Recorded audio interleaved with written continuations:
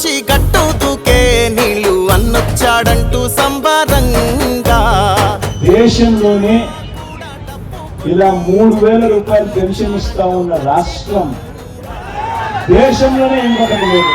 ఇల్లు ఇల్లు చేరే సత్యమే సక్రమంగా తెల్లారలేకి మాలచ్చి మా తలుపు కొడుతుంది. నువ్వే మా తలుపు కొడుతున్నావు, నువ్వే మా తలుపు కొడుతున్నావు, నువ్వే మాకు ఇస్తున్నావు మా ఇంటికి వచ్చి. రాలి జలము మాకు ఎన్ని జలములు ఉండా నువ్వే రావాలి, ఎవరు వద్దు మాకు. నువ్వు ఉండపనగా మాకు ఎవరు ఎందుకు?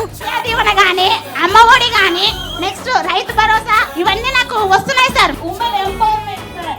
సార్ మాకు ఆ శక్తిని ఇచ్చినారు మీరు.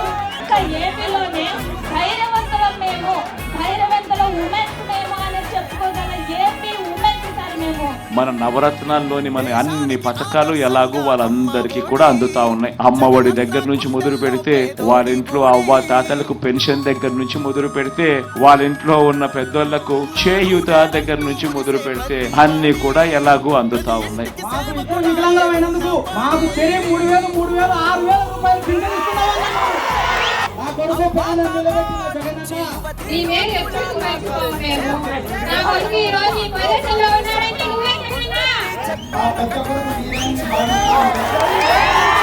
అన్ని పథకాలు తీసుకున్న పిల్లలు ఇద్దరు నర్సింగ్ చేస్తున్నారు, ఒకరు బీటెక్ చేస్తున్నారు. నీ ప్రభుత్వం వల్ల నా పిల్లలు బాగా చదివించాను. ఈ వాలంటీర్లు ఇంటింటికి వచ్చి మీ రూపంలో ప్రతి ఒక్కటి వచ్చి మేము కాళ్ళు బయట పెట్టకుండా చూసుకునే వాళ్ళన్నా. నాకు చేయూత వస్తున్నాయి సార్, మేము మగ్గం వేసుకుంటున్నాము. ఇప్పుడు ఇంట్లో ఇబ్బంది లేకుండా చక్కగా ఉన్నాం.